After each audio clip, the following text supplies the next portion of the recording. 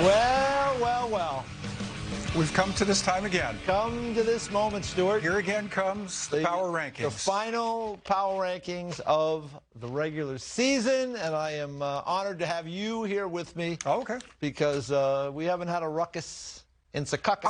I was mentioning that on the show yesterday. Yeah. We have not had a ruckus all year long. Yeah. It's been a ruckus-free year. It has been, and my doctors thank you.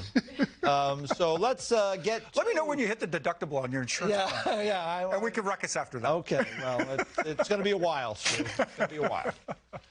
Let's get right to the power rankings. Stuart, you can go first with your selections. Okay. Well, I've employed the scientific Reaper method. Okay. I've heard of that. Featuring the following several pieces of criteria in formulating my power rankings. Right. League standings. All right. Record over the last 10. Okay. Record over the last week. Okay. And strength of opponent over the last week. So to get to what I believe are the accurate, only one conclusion type power rankings. Okay. See where I'm going? Well, you know. I'm just taking you through the methodology. All right, I like it. Number one out of the gate. Shot. Number one out of the gate. Okay. I've got the Minnesota Wild. Okay. How do you feel about that? Hey, they're a great team. They don't playing well this year. 8-1-1 over their last 10. Yeah. And I'll tell you what, I'm really impressed with the wins they've had over the course of the last week.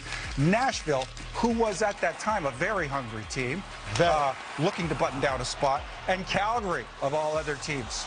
Those were the 3 games, 2 wins over the 3 games that Minnesota had over the last week. I thought they earned a position in the top 5. They get the number 5 spot. Gotcha. Moving on to number 4.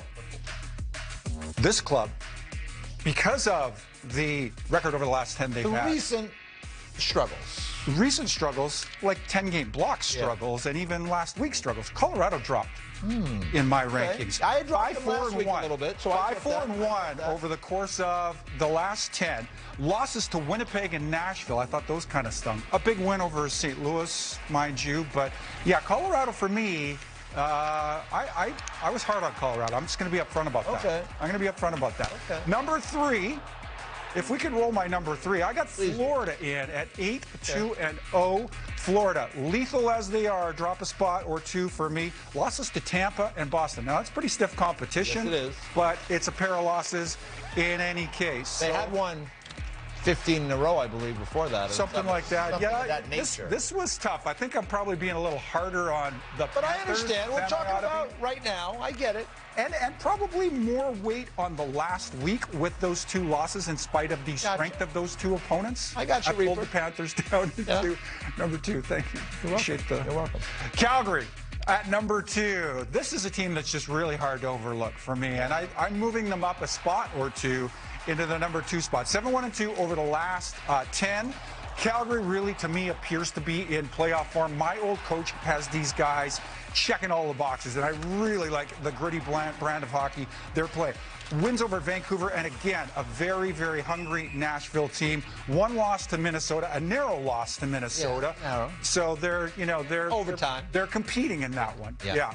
So I got the Flames at number 2. All right. Carolina rounds out the number 1 spot. Do you know why? Because they've won 6 in a row? 8-2-0, yes. And they won 6 in a row. And you know, they beat all 3 New York, New Jersey-based teams in the span of the last week. Now, you might say, Jersey's out of it, but Jersey's been a tough out. Jersey's been a tough out. Yeah. New York. I might say the Islanders have been out of it and the Islanders, but the Islanders are playing a pretty good brand of hockey. Yes, they have. They're playing a good brand of hockey. Have. Go ahead and say the Islanders suck right now. Well, I would never say that. I mean, but it's been a tough year for the Islanders, and I know the way they have played extremely well down the stretch, the Islanders, and unfortunately, it's kind of too little, too late for them this year. But you know, I'm with you. Carolina's played some really good hockey lately, and when I look at it, I can see where you're coming from. 6 wins in a row is hard to say no to. Yes, it is. All right, let's get to the real deal. All right, let's get to the real deal or at here. least a shot at it. I've got pipe down. I've got taking my life in my hands, by the way, when I say that. I'm going to take the St. Louis Blues at number 5. They did have a loss to the Avalanche on Tuesday, but they have been on such a great run.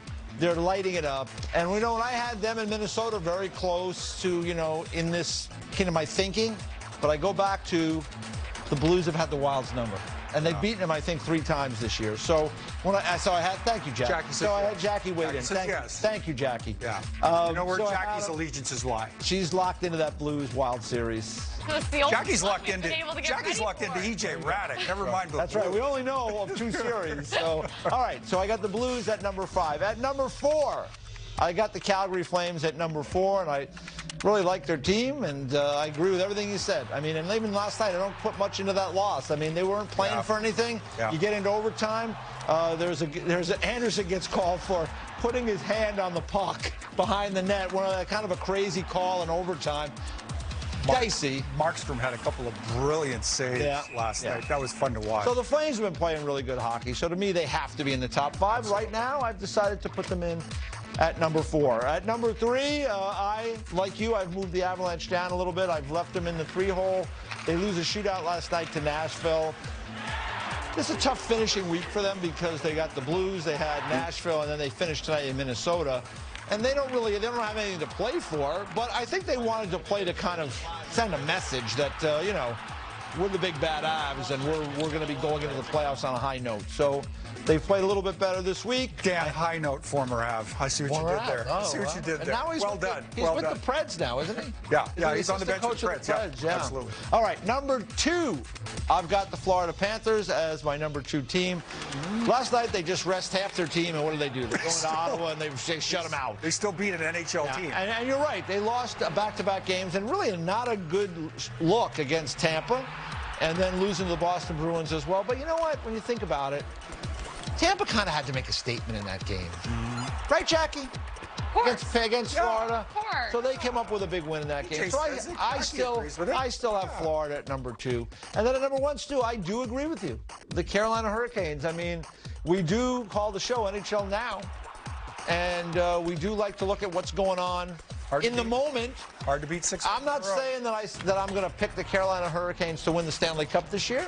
But that's not what the power rankings But that's not it. Thank you. I agree with you. I agree with you. See, the Reaper, maybe there is something to the Reaper method. Yeah. Maybe there is something to it after all. Each of these criteria get different weights. I would like to weigh in. Jackie? I think. Now, normally, okay, for however many weeks of the season until the final week, I agree that it is NHL Now, and that the ranking should be about right now. Okay, here comes the monkey wrench. I do think, however, despite the fact that the Carolina Hurricanes are winning hockey games at the moment, 6 in a row, that you have to bring in the fact that they've got some goaltending injury issues heading into whoever they're playing next week, the series against whoever they're playing. So I was a little bit surprised that you guys had Carolina number 1, not because they don't deserve credit for what they've done in the last week or the last 10 or their strength of schedule and all of the things that go in. What did you call it? The Grim Reaper? The Reaper method. Reaper method. Thank you. Yes. Featuring several. I would never want to take away from the Reaper method. The Reaper method is valid. Yeah. I just feel, and maybe it's a philosophy thing. I just wouldn't have had them number 1 in mine. Maybe I would have them in top 5, but I don't know. Who would you have at 1? Probably Florida. Yeah, I mean that. Probably Florida. And I had him at 2. Which, that's a defensible position, no question about it. And I think the difference to you and I just comes down: how do we feel about Florida given their play? How high do we rank them? And is there room for St. Louis or Minnesota? Because I almost look at those as 2 interchangeable clubs. I opted for Minnesota just on the big wins they had, but I agree with you. Like, see, that to me is that's going to be one of the best first-round series. I'm honestly Minnesota, St. Louis. I'm a little upset they have to play each other in the first round, because in the West, I think they're 3-4. Yes. Or something. Maybe it might be 4-5. There's a couple of matchups, you know, where teams that are literally the top, 2 of the top 5 or 6 teams in the league would have to meet in the first round. That's difficult, and I know fans will be like, well, this system is no good. It's cyclical. Some years the Atlantic is going to be better. Some years the Pacific isn't going to be as good. I'm of the old school mind. And believe me, nobody's been talking this one up. I would still love it to go 1 through 16. I have all 32 teams, 1 through, because then the way you play in the regular season to get to that number 1 spot, you play the team. You get the best. You get the best matchup. Odds. You get the best matchup. The team that has struggled to get in, but for a number of reasons they haven't done. They did it like back in the early '80s. the first 2 years the Islanders won the Cup, they had that system. The Islanders opened their first Cup run against L.A. in a first-round series, so they didn't like to travel. Now I would it's not imagine as bad, they like having a conference champion, exactly. too, right? Yeah. That would and probably division be a big matchups thing. and rivalries within. Is the Central the toughest path to the final this year, you think? 100%. I was just about to say that. And you and I were going to have this debate on air yesterday, but didn't get a chance to. The Atlantic, I think, a close second, but the Central, to me, is a gauntlet. Colorado, I mean, you, me, Dan Rosen have had them #1 in our power rankings for just about the entire year. They've been strong, with the exception of a little blip out of the gate. But then get to St. Louis and Minnesota. Either of those two teams would not surprise you, me, or the three of us if they went on a deep run and ended up in the finals. You just made me think of you, me, and Dupree for some reason. There you go. Hell of a movie. Like, okay. Hell of a movie. And by the way, you know what? I would say this. I like the Reaper method. The new and improved Reaper method. The old Reaper method was just punch the guy and then give him the picks. So I like this. You like the analysis. I like this is a little more detail. I like that. I like and the element of the schedule. Well, there's always we could always revert to the law of the jungle where might is right. No, you know, and I'll just slug you into submission until you accept my rankings. Okay. We can do that. You can have that. You can have that if you want that. As I said, Stu's rankings were spectacular this week. All right.